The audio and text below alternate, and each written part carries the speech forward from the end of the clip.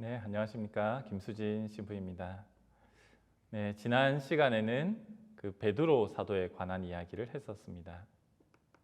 공고한 복음에서 베드로는 항상 첫째 자리를 차지하고 있지만 요한복음에서 베드로는 둘째 자리에 놓여 있다는 것입니다.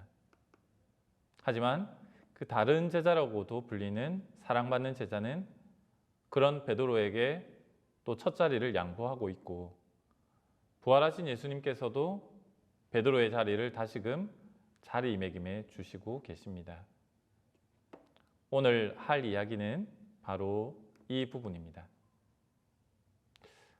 일단 본격적으로 이야기하기에 앞서서 하나 말씀드리면, 우리는 지금 성경 공부를 하고 있고, 공부를 하는 이유가 지난번에도 말씀드렸지만 다시 보기 위해서입니다. 그냥 보는 것이 아니라, 보이는 대로 보는 것이 아니라 다시 보기 위해서.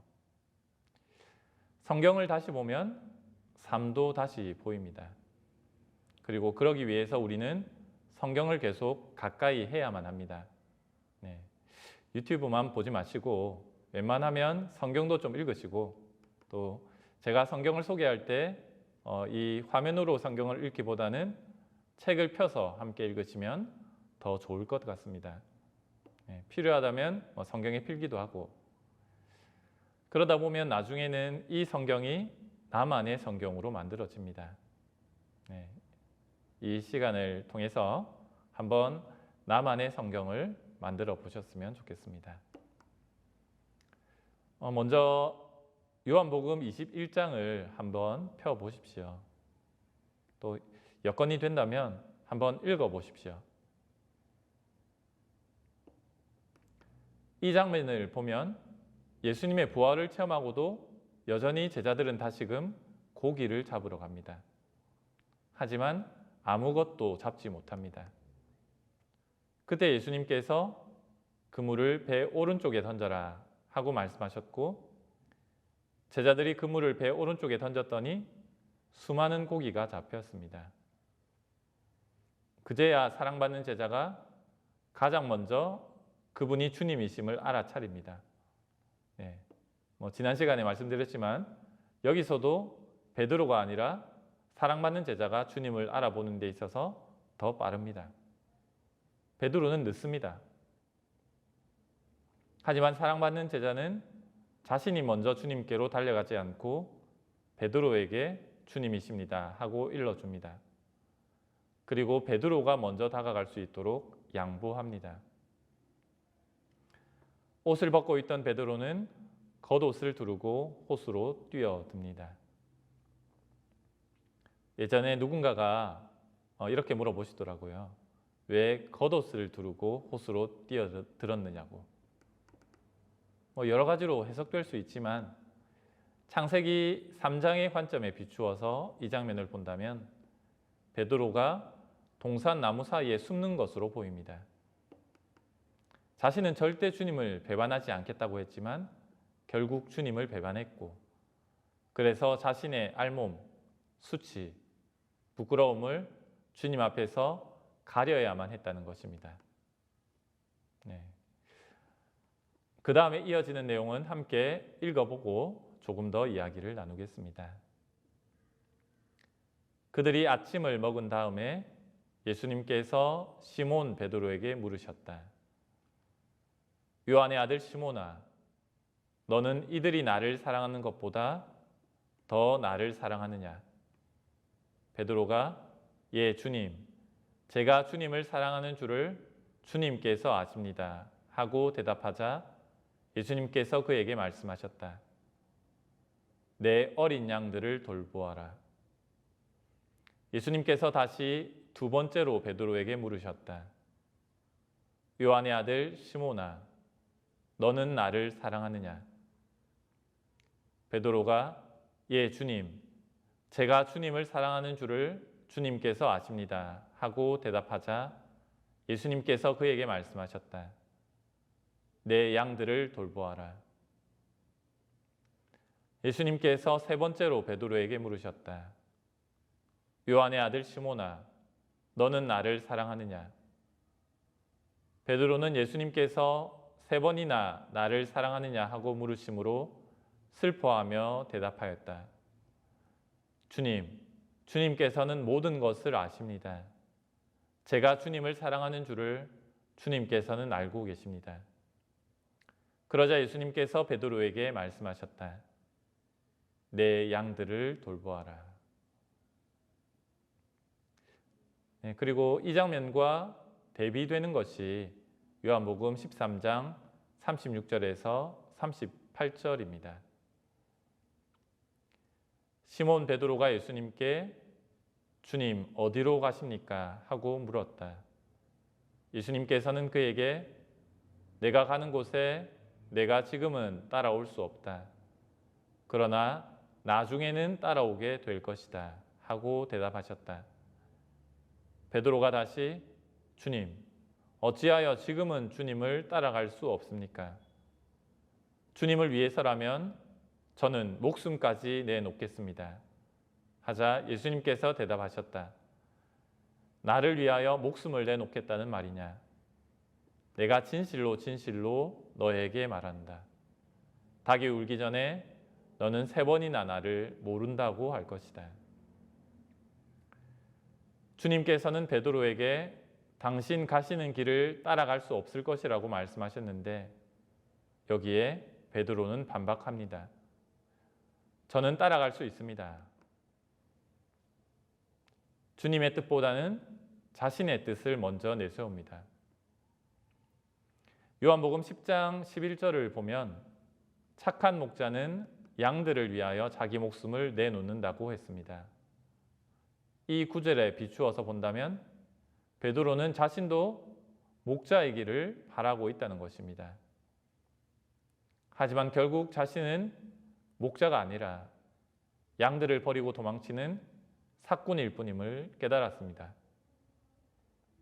바로 이러한 베드로에게 예수님께서 물어보십니다. 요한의 아들 시몬아, 너는 이들이 나를 사랑하는 것보다 더 나를 사랑하느냐? 이들, 다른 제자들을 이야기합니다. 이렇게 물어보심으로써 예수님께서는 다시금 베드로를 제자들 중에 첫 자리에 세우고 계십니다. 그리고 2번 더 너는 나를 사랑하느냐 하고 물으십니다. 그런데 사실 우리말로는 사랑하느냐라고 번역되어 있지만 원문으로 보면 조금 다릅니다. 첫 번째, 2번째로 사랑하느냐라고 물어보셨을 때는 그리스어로는 아가파오 동사, 우리가 잘 아는 아가페라는 단어를 씁니다.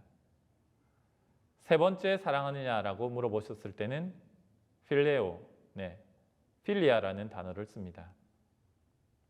그런데 베드로는 시종일관 명사형으로 필리아라는 단어를 쓰고 있습니다. 아가페와 필리아, 둘 다 사랑을 의미하지만 의미는 조금 차이가 있습니다. 아가페적인 사랑은 아무런 조건도 없는 사랑, 원수도 사랑하고 자기 목숨까지도 다 내어주는 그런 인간적인 차원을 넘어서는 신적인 차원의 사랑을 의미합니다. 반면에 필리아라는 단어는 사랑을 이야기하기는 하지만 부모 자식 간의 사랑, 또 친구 간의 사랑, 이것과 같이 인간적인 차원에 머무는 사랑을 의미합니다. 그러니까 우리말로는 3번 사랑하느냐고 묻고 3번 사랑한다고 답을 했지만 원문을 보면 완전히 느낌이 다르다는 것입니다. 주님께서 시몬아 너는 나를 아가페 하느냐 하고 묻자 베드로가 제가 주님을 필리아 하고 있다는 것을 주님께서 아십니다 하고 대답합니다. 2번째도 시몬아 너는 나를 아가페 하느냐 하고 묻자 저는 주님을 필리아 합니다 하고 대답합니다. 3번째 질문에서 주님께서 쓰시는 단어가 바뀝니다. 나를 필리아 하느냐? 그러자 베드로가 필리아 합니다 라고 대답합니다. 이 장면을 보고 베네딕토 교황님께서 이런 표현을 하셨습니다. 주님께서는 베드로를 당신 눈높이에 맞추려 하게 만드시지 않으시고 당신 스스로를 베드로의 눈높이에 맞추셨다. 주님께서는 베드로에게 신적인 사랑을 원하셨지만 그렇게 하지 못하는 베드로를 꾸짖으시는 것이 아니라 주님께서 베드로의 눈높이에 맞추어 주고 계시다는 것입니다. 그러면서 내 양들을 돌보아라. 베드로를 목자의 자리에 세우고 계십니다. 착한 목자는 양들을 위하여 자기 목숨을 내놓는다. 결국 베드로도 전통에 의하면 자신의 목숨을 내어놓았고 그래서 착한 목자의 자리에 들어서게 되었습니다.